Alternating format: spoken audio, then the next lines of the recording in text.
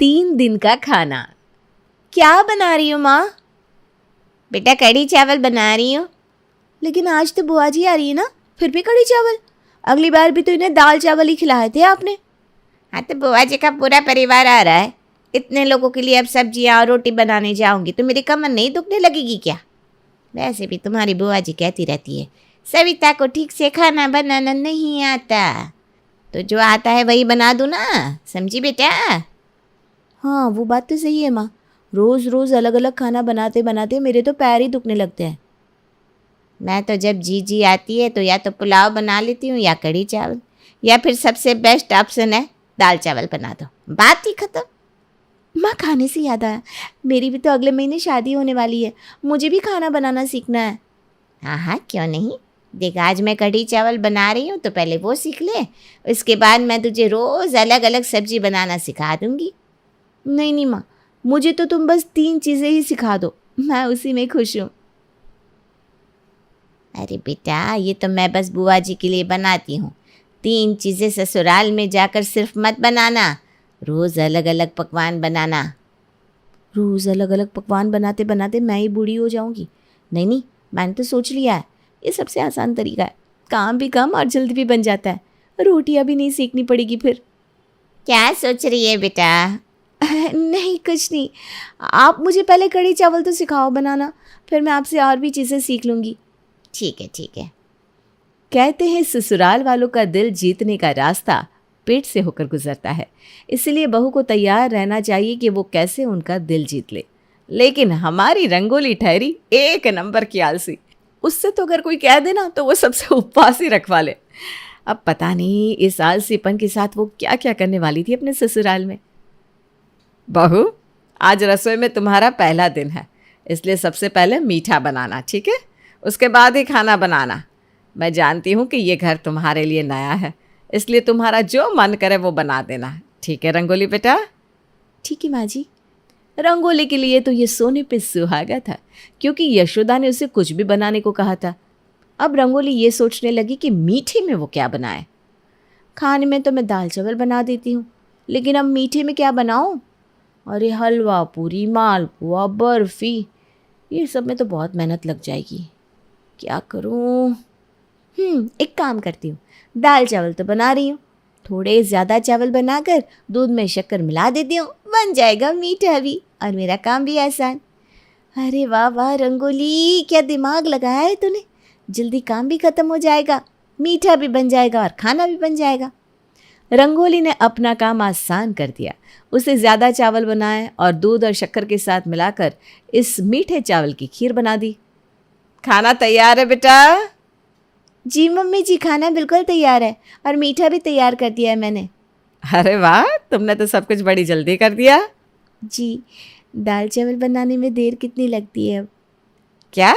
मेरा मतलब है कि मैं आप लोगों को ज़्यादा इंतज़ार कैसे करवा सकती हूँ मम्मी जी। वाह बेटा, ये तो बहुत अच्छी बात है। चलो तुम खाना परोस दो, मैं सबको बुला लाती हूँ। रसोई के पहले दिन रंगोली ने जो दाल चावल और चावल की मीठी खीर बनाई थी वो तो सबको बहुत अच्छी लगी। उसके अगले दिन उसने कढ़ी चावल बना दिया। आज खाने में क्या है? ऑफिस से आते आते ही मुझे बड़ी भूख लग जाती है। आज मैंने कढ़ी चावल बनाया है। अरे वाह, कढ़ी तो मुझे बेहद पसंद है। लाओ लाओ, मैं तो 2 कटोरे भर के खाऊंगा कढ़ी। लीजिए ना पापा जी। सच में कढ़ी तो बहुत अच्छी बनी है। हाँ, रंगोली बहू के हाथों में स्वाद है भाई। अरे क्या आप सब भी, ये तो कुछ चीज़ें हैं जो मैं अच्छी बना लेती हूँ, बाकी ऐसा कुछ नहीं है। आप ना खामखा मेरी तारीफ़ करते हैं। देखो तो कितनी भोली है, अपनी तारीफ़ भी नहीं सुनना चाहती। जीते रहो बेटा, खुश रहो। रंगोली ने जो कहा था वो सच था, क्योंकि दाल चावल, कढ़ी चावल और पुलाव, इसके अलावा उसने पिछले 2 महीनों में और कुछ बनाया ही नहीं था। आज क्या है खाने में? अरे तुम अभी भी पूछ रहे हो? कल कढ़ी चावल खाए थे, उससे पहले दाल चावल, तो आज पुलाव और दही होगा खाने में। हे भगवान, हर तीसरे दिन मैं यही खाना बनता है। अब तो मैं थक गया हूँ पापा, 3 दिन एक जैसा खाना खा खा के। ये रहा गर्मा गर्म पुलाव और ठंडी ठंडी दही। सविता आज मेरा व्रत है खाने का, इसलिए मैं खाना नहीं खाऊंगा। हाँ माँ, आज मेरा भी पेट कुछ सही नहीं लग रहा, इसलिए मैं भी खाना नहीं खा पाऊँगा। अरे लेकिन अब ये पुलाव बना दिया है तो कौन खाएगा? अरे मम्मी जी कोई बात नहीं, अगर ये नहीं खाना चाहते तो मैं सारा पुलाव फ्रिज में रख देती हूँ। हम कल इन्हें यही टिफ़िन में डाल कर दे देंगे, ठीक है ना? क्या ऑफिस में भी यही खाना? नहीं नहीं, मुझे अब ठीक लग रहा है, लाओ मैं खा लेता हूँ। हाँ, मैंने भी अपना व्रत तोड़ दिया है, लाओ पुलाव मैं खा ही लेता हूँ। ससुराल वालों को समझ में नहीं आ रहा था कि रंगोली को कैसे समझाए कि रोज एक ही जैसा खाना खाकर अब सब लोग उब चुके थे। मुझे ही कुछ करना होगा। आज एक काम करती हूँ, बुआ जी को खाने पे बुला लेती हूँ। उनके लिए तो रंगोली को अलग से पकवान बनाने ही पड़ेंगे। मेहमान आएंगे तो उन्हें थोड़ी ना दाल चावल खिलाएगी। मैं जाकर बात करती हूँ। सविता को लगा था कि जब वो रंगोली से कहेगी कि मेहमान आने वाले हैं तो ये खबर सुनकर वो कुछ अलग सा तो ज़रूर बनाएगी। इसलिए सविता ने रंगोली से बुआ जी के आने की बात की। रंगोली बहू ज़रा सुनो तो। जी माँ जी, कहिए ना। मैं ये कह रही थी कि आज रात के खाने पे बुआ जी आ रही है तुम्हारे हाथ का खाना खाने। कह रही थी रंगोली के हाथ के पकवान खाने। अरे वाह माँ जी, बुआ जी आ रही है, ये तो बड़ी अच्छी बात है। हाँ, तो स्पेशली तुम्हारे हाथ का खाना खाने के लिए आ रही है, पता? तो फिर उनका दिल तो रखना ही पड़ेगा ना। अरे बिल्कुल मम्मी जी, क्यों नहीं रखेंगे उनका दिल, आखिर वो हमारी बुआ जी हैं। आप बिल्कुल चिंता मत कीजिए, मैं सब कुछ संभाल लूँगी। बस यही तो उम्मीद थी मुझे तुमसे। मुझे यकीन था कि ये ट्रिक तो काम कर ही जाएगी। क्या? मेरा मतलब है, मुझे पता था तुम बुआ जी का दिल ज़रूर रखोगी। माँ जी आप मुझ पर विश्वास रखिए, मैं उनके लिए अच्छा अच्छा खाना बनाऊंगी। सविता ने रंगोली को बुआ जी के आने की खबर देकर ये बता दिया था कि आज कुछ अलग सा पकवान बनाना और अच्छा खाना बनाना। सविता को विश्वास था कि इस बार तो उन्हें कुछ अलग खाने को मिल ही जाएगा। क्या बात है माँ, आज अकेले बैठे बैठे मुस्करा रही है? अरे आज बुआ जी आ रही है ना रात के खाने पे। क्या बात कर रही हैं आप? वैसे तो आप हमेशा बुआ जी को देखकर मुंह सिकोड़ने लगती थी, क्या हुआ आज इतना प्यार कैसे आ रहा है? अरे जीजी के आने से कौन खुश हो रहा है यहाँ? तो फिर किस बात से खुश हो रही हैं आप? अरे देख, बुआ जी आएगी तो रंगोली उनके लिए कुछ पकवान बनाएगी, इसलिए हमें भी कुछ अलग खाने को मिलेगा। क्या रंगोली कुछ और भी बना सकती है दाल चावल के अलावा? अरे हाँ हाँ, आज रात को ये चमत्कार होगा, इसलिए तो मैं इतनी खुश हूँ। अरे माँ, आपको पता है आजकल तो मेरे सपने में भी दाल चावल और कढ़ी चावल ही आते हैं, लेकिन आज आपने जो खबर बताई है ना, उससे तो मुझ में एक नई ऊर्जा आ गई है, नया वेदांत जाग गया है। अरे इसीलिए तो मैंने तेरी बुआ जी को बुलाया है आज रात खाने पे। बस अब जल्दी से रात हो जाए माँ।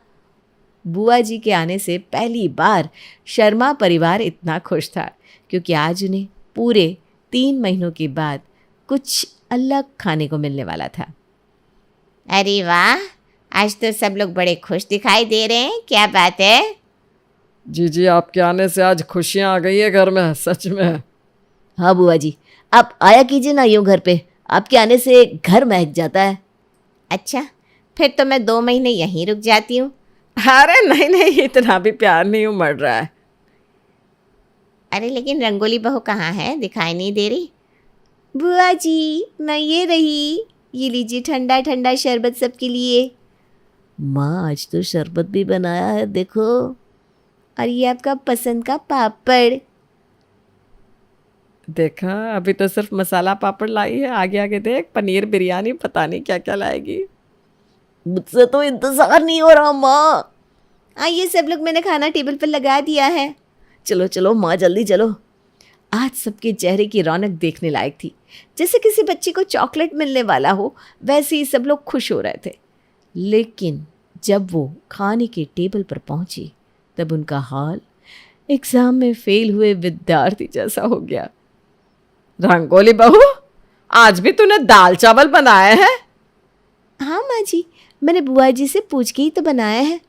अरे हाँ सविता, रंगोली बहू कह रही थी बुआ जी अब आपकी उम्र हो गई है, आपको रात का खाना पचता नहीं होगा ना, तो मैं आपके लिए कुछ हल्का सा खाना बना दूंगी।